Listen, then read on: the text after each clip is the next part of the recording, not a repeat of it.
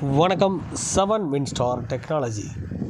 இப்போ பார்க்குற வீடியோன்னு பார்த்தீங்கன்னா, மொபைல் ஃபோனில் வந்து பார்த்திங்கன்னா எஃப்ஆர்பி லாக் எப்படி நம்ம ரிலீஸ் பண்ணுறது.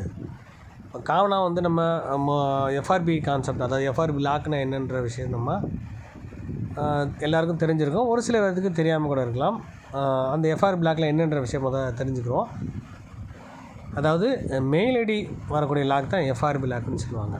இப்போ ஜிமெயில் நம்ம வந்து யூடியூப்போ இல்லை கூகுள் ஓப்பன் பண்ணுறதுக்கு வந்து கண்டிப்பாக நம்ம ஒரு ஃபோனில் அந்த மெயில் ஐடியை நம்ம ஆக்டிவேட் பண்ணணும்னு சொல்லுவாங்க. அந்த மெயில் ஐடி வரக்கூடிய பாஸ்வேர்டு தான் எஃப்ஆர்பி லாக்குன்னு சொல்லுவோம்.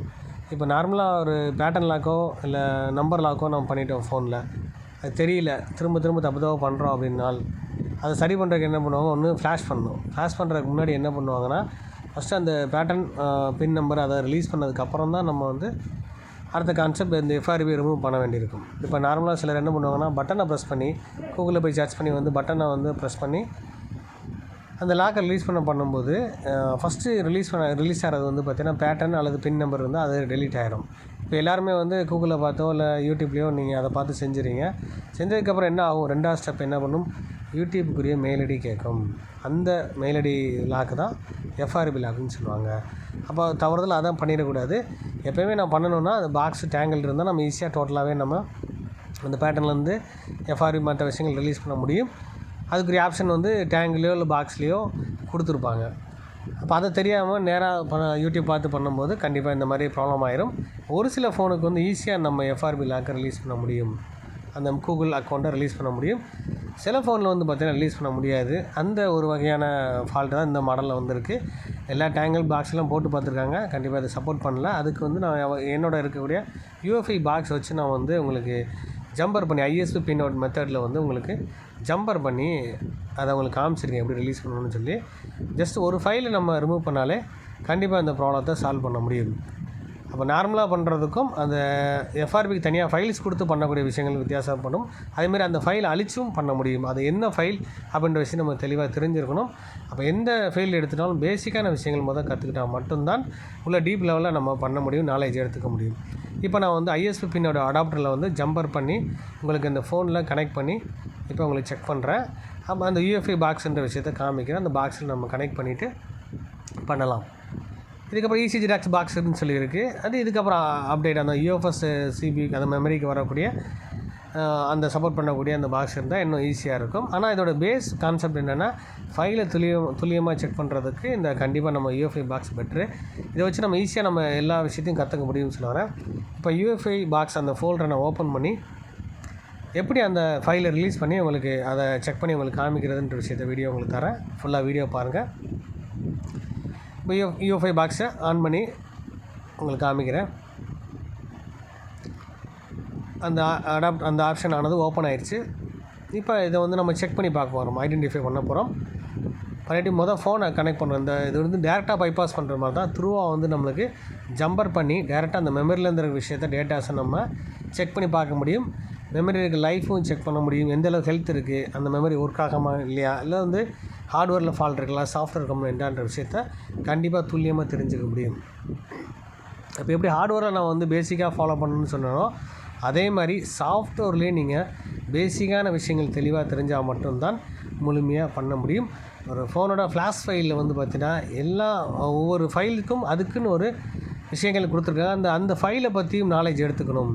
இப்போ இது எத்தனையோ ஃபைல்ஸ் இருக்குது, இது ஒவ்வொரு மாடலுக்கும் வித்தியாசப்படும். அதாவது சிபியூ ப்ராசருக்கு, அது கோல்காமோ மீடியாடெக்கோ ஸ்பெக்ட்ரம், ஒவ்வொரு விஷயத்துக்கும் அந்த சாம்சங் இந்த மாதிரி எந்த சிபியூவாக இருந்தாலும் அதுக்குரிய மெமரியை பற்றியும் அதோட விஷயங்களை பற்றி அந்த ஃபைல்ஸை பற்றியும் தெளிவாக நம்ம நோட்ஸ் எடுத்துக்கணும். அந்த ஃபைலில் வந்து பார்த்திங்கன்னா சில எரர் இருக்கும். அந்த ஃபைல் எடுத்தால் மட்டும்தான் இந்த எஃப்ஆர்பி லாக்கை ரிலீஸ் பண்ண முடியும். சாம்சங் A20s மாடல், இதுக்குரிய ஃபைல்ஸை நம்ம ரிமூவ் பண்ணி உங்களுக்கு செக் பண்ணி காட்டுறேன். அந்த ஃபைல் எரேஸ் பண்ணோன்னா எப்படி ரியாக்ட் ஆகுதுன்னு பாருங்கள். நார்மல் இந்த ஃபோனை சாதாரணமாக டேங்க்லேயோ டூல்ஸ்லேயோ ஆன்லைன் டூல்ஸ்லேயோ கூட சில கஷ்டம் எடுக்க முடியாத சூழ்நிலை இருக்குது. அதை நான் வந்து யூஎஃப்ஐ பாக்ஸ் வச்சு ஐஎஸ்பி பின்அவுட் மெத்தடில் உங்களுக்கு ரிமூவ் பண்ணி செக் பண்ணி காமிச்சிருக்கேன். அந்த ஃபைல் வந்து டெலீட் பண்ணிட்டேன். டெலீட் பண்ணதுக்கப்புறம் எப்படி நம்ம ரியாக்ட் ஆகுதுன்ற விஷயத்த நம்ம பார்க்க போகிறோம். இது 2-3 கடைகளுக்கு போயிட்டு பெரும்பாலும் ரெடி பண்ண முடியாத செட்டு தான் நம்மளுக்கு வரும். அந்த விஷயத்தை தான் உங்களுக்கு வந்து டேரெக்டாக நான் செக் பண்ணி காட்டியிருக்கேன். இந்த இதில் ஃபைல் என்னென்னு காட்டலாம். இதை நீங்கள் தெரிஞ்சுக்கணும். நம்ம கிளாஸஸ் அட்டெண்ட் பண்ணுங்க. இந்த ஃபைலை பற்றியும் அதோட முக்கியமான டீட்டெயில்ஸ் பற்றியும் பேசிக்கான விஷயங்கள் பற்றியும் நம்ம இப்போ கிளாஸ் போயிட்டுருக்கு. அந்த கிளாஸ் கான்செப்டை நீங்கள் ஜாயின் பண்ணால் இந்த விஷயங்கள் துல்லியமாக தெரிஞ்சுக்கலாம். இப்போ நான் வந்து அந்த ஜம்பர் பண்ணதை ரிமூவ் பண்ணிவிட்டு உங்களுக்கு அந்த ஃபோனில் வந்து அந்த எஃப்ஆர்பி பிளாக் ரிலீஸ் ஆகிருக்கான்ற விஷயத்த காமிக்க போகிறேன். வீடியோ ஃபுல்லாக பாருங்கள். அப்போ இதில் வந்து பார்த்திங்கன்னா ஹார்ட்வேர் கான்செப்ட்டும் சாஃப்ட்வேர் கான்செப்ட் தெளிவாக இருந்தால் தான் இப்போ ஆண்ட்ராய்டு ஃபோனை கண்டிப்பாக ஃபால்ட் அட்டன் பண்ண முடியும். அப்போ அதேமாதிரி மைனூட்டான ஜம்பர்ஸ் அடிக்க தெரியணும். அப்போது சால்ட்ரிங் எந்தளவுக்கு ஹீட், எந்தளவுக்கு எந்த சால்ட்ரிங் யூஸ் பண்ணணும், என்ன மாதிரி பேஸ்ட் யூஸ் பண்ணணும், எப்படி அதை தெளிவாக ஃபிக்ஸ் பண்ணணும், சில சால்ட்ரிங் பேஸ்ட் இதெல்லாம் விஷயங்கள் வரும்போது கண்டிப்பாக சரியாக ப்ராப்பராக ஒட்டாமல் இருக்கும் சில இடங்களில். அப்போ அதுக்கு வந்து அது விஷயம் தெரியாமலே நம்ம வந்து குவாலிட்டியான சால்ட்ரிங்கோ பேஸ்ட்டோ ஜம்பர் கம்பி அந்த பின்னோ தெரியாதவங்க வந்து கண்டிப்பாக முழுசாக கற்றுக்கணும்னா பேசிக்கான விஷயங்கள் நம்ம கிளாஸஸில் நீங்கள் அட்டென்ட் பண்ணால் தியரி மட்டும் இல்லை ப்ராக்டிக்கல் கான்செப்ட்டும் லைவாக நான் உங்களுக்கு செஞ்சு காட்டிடுறேன். ஆன்லைன் கிளாஸ்லேயும் இது லைவாக நான் எப்படி விஷயங்கள் பண்ணணும் அது ஒன் பை ஒன்னாக வந்து கிளாஸஸ் பேசிக்லேருந்து கொண்டு வந்து சிப்பில் வரக்கூடிய விஷயங்கள் வரையும் தெளிவாக நம்ம சொல்லி கொடுத்துட்ருக்கோம். இப்போ நம்ம அந்த ஃபோனை கனெக்ட் பண்ணிவிட்டு செக் பண்ணி உங்களுக்கு காமிக்கிறேன். இப்போ சாஃப்ட்வேரில் வந்து பார்த்திங்கன்னா அதுக்குரிய புக்ஸும் ரெடி பண்ணிகிட்ருக்கோம். பேசிக்கான விஷயங்களும் அதை நீங்கள் அந்த நோட்ஸ் அந்த ஃபைல்ஸை நீங்கள் தெளிவாக நோட்ஸ் எடுத்துட்டிங்கனாலே எந்த ஃபைல்னால எந்தெந்த ஃபங்க்ஷன் ஆகாமல் இருக்கும், அது ரெடி பண்ணுறது எப்படி. அதேமாதிரி ஐஎம்இ பிரச்சனை வந்துடும். சில வந்து பார்த்திங்கன்னா நெட்வொர்க் எடுக்காமல் போயிடும்.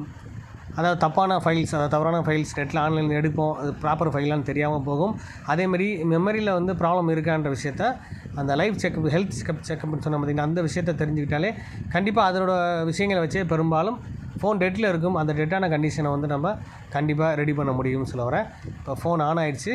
ஆன் பண்ணதுக்கப்புறம் ஒவ்வொரு ஆப்ஷனையும் கிளிக் பண்ணி உங்களுக்கு காமிக்கிறேன். அதுக்குள்ளே போதான்றதை பார்ப்போம். எஃப்ஆர்பி ரிலீஸ் ஆயிருக்கான்றத விஷயத்தையும் பார்ப்போம் நம்ம.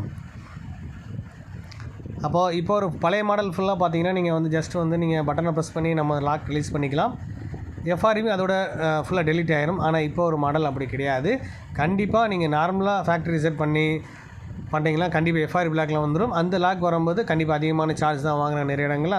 அந்த மாதிரி கான்செப்ட் வர வேணாம்னா பேசிக்கான விஷயங்கள் தெரிஞ்சுக்கிட்டு நீங்கள் ப்ராப்பராக பண்ணிங்கன்னா கண்டிப்பாக நீங்கள் எல்லாருமே இந்த விஷயத்தை கற்றுக்க முடியும்னு சொல்கிறேன் நான். அப்போ எந்த மாதிரி பாக்ஸ் எந்தெந்த செக்ஷனுக்கு என்னென்ன மொபைலுக்கு என்னென்ன பாக்ஸ் எடுக்கணும், டேங்கில் எடுக்கணும், எப்படி ஆன்லைன் டூல்ஸ் யூஸ் பண்ணுறது அப்படின்ற விஷயத்தையும் நான் வந்து அடுத்தடுத்த வீடியோஸில் உங்களுக்கு தரேன். நான் இப்போ கம்ப்ளீட்டாக நான் வந்து உள்ளே ஸ்கிக் பண்ணி உள்ளே போயிட்டுருக்கேன். இதை ஃபுல்லாக கம்ப்ளீட் பண்ணோன்னா பாருங்கள் உள்ள எஃப்ஆர்பி ரிலீஸ் ஆயிருக்கான்ற விஷயத்தை நம்ம தெரிஞ்சுக்கலாம். பாருங்கள் ஆப்ஷன் 1 by 1 நெக்ஸ்ட்டு ஸ்கிப் பண்ண போயிட்டுருக்கு. நார்மலாக இருந்தால் மெயில் ஐடியோடு நின்றோம். திரும்ப அந்த பாஸ்வேர்டு கேட்கும். இப்போ நார்மல் மெயில் ஐடி லாக்னா கண்டிப்பாக என்ன பண்ணலாம், நம்ம ஃபர்கட் கொடுத்து நம்ம ரிலீஸ் பண்ணிக்கலாம். அந்த பாஸ்வேர்டு தெரிஞ்சால் இல்லை அந்த மெயில் ஐடிக்குரிய நம்பர்ஸ் தெரிஞ்சால் கூட நம்ம அது பண்ணிக்கலாம், ஃபர்கட் பண்ணி யூஸ் பண்ணிக்கலாம். ஆனால் இந்த மாதிரி ஆப்ஷன் வரும்போது கண்டிப்பாக நீங்கள் பாக்ஸை வச்சு டேங்கில் வச்சு தான் பண்ண வேண்டியிருக்கும். அதுக்குரிய ஃபைல்ஸும் தெளிவாக தெரிஞ்சு பண்ணணும். அதுக்காக தான் இந்த வீடியோஸ் கொடுத்துருக்கேன். இந்த வீடியோ உங்களுக்கு பிடிச்சிருந்தா லைக் பண்ணுங்கள், ஷேர் பண்ணுங்கள், கமெண்ட் பண்ணுங்கள், சப்ஸ்கிரைப் பண்ணுங்கள், பெல் பட்டனை மறக்காமல் கிளிக் பண்ணுங்கள். Thank you friends.